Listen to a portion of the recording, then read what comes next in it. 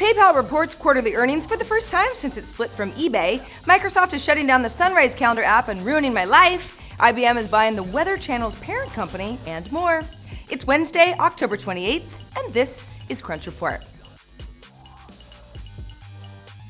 It first announced that it was splitting off from eBay over a year ago, and today PayPal reported quarterly earnings for the first time as an independent company. The company beat the street with earnings of 31 cents per share, but with revenue of $2.26 billion, slightly missed estimates of $2.27 billion. Shares dropped more than 5% in after hours on the news, although the rest of PayPal's growth is trending up. Total active accounts are now at 173 million. That's compared to 157 million active accounts for the year-ago quarter. Total transactions were 1.22 billion. That's compared to 1.1 billion last quarter. And the company says it's seen an average of 27 transactions per year per active account, which is up from 24 for the same period last year.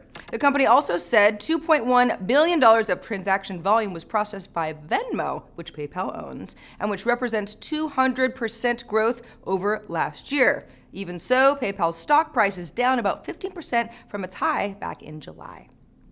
Microsoft announced that it's rolling out new versions of Outlook for iOS and Android, which together reach almost 30 million users.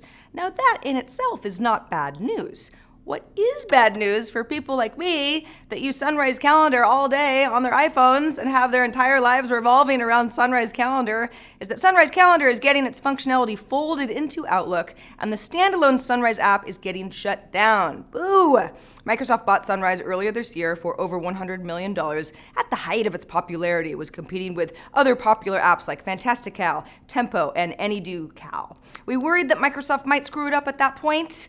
It didn't do anything for a while, but it looks like now it will, at least the Sunrise that you know. You can't really blame Microsoft, though. Of course it wants to focus on mobile Outlook and not split up its user base. The company says the Outlook on mobile is seeing 1.2 billion sessions per month, and that 1 in 5 users add more than one email account as well. And having some Sunrise functionality will probably make it better.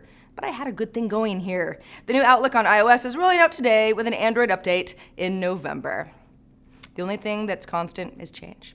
IBM has announced that it's acquiring The Weather Company, which is the parent company to the Weather Channel, along with its B2B, mobile, and web assets. The Wall Street Journal puts the deal around $2 billion, but neither company is disclosing the actual price.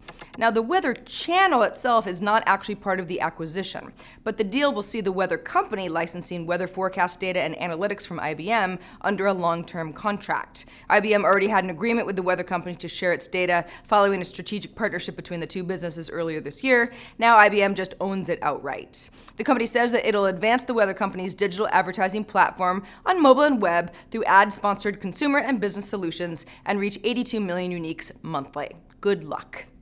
Snapchat knows that its users are young and fickle, because young people are fickle. And because of that, the company is always rolling out new tools for videos and selfies to keep everybody interested. Like we recently got puke rainbows and monster effects. Today, new filters come in the form of speed modifiers for videos that you shoot either on iOS or Android, and lets you add slow motion or fast forward or rewind effects to your video footage. All you have to do is swipe sideways after you shoot a video and apply the filters if you so choose. Now, with a business model that's focused on ads, Snapchat obviously has to keep users coming back to watch as much content as possible, so it makes sense that they're just trying out a bunch of stuff. Some of it's silly, some of it's cool. The company's also adding 3D touch capability for the iPhone 6s and 6s Plus today. So, for example, strong tap on your Snapchat home screen icon for quick send or add friend options. Are you a hardware startup building something cool on top of the Raspberry Pi microprocessor? If so, now you can order custom tweaks to the hardware to make the Pi fit your business needs even more. A customization service for volume Pi orders launched yesterday for OEMs, with Pi manufacturer Element 14 providing design and services. So, for example, a reconfigured board layout, you might want that. Adding or removing headers, connectors, or interfaces. Changes to configuration, changes to onboard memory, integrated power management, perhaps a wireless chip, all via the Pi customization service. Now, the minimum order for custom Pi starts at between 3,000 and 5,000 boards, depending on what's being customized. Element 14 says that its engineers will respond to custom Pi proposals within 3 weeks with pricing and an outline of deliverables. And that is the report for today. I'm Sarah Lay. Thanks for being here. Crunch Report airs every weekday at 7 p.m. Eastern, 4 p.m. Pacific on TechCrunch.com. Find us on iTunes and on YouTube as well. See you all tomorrow.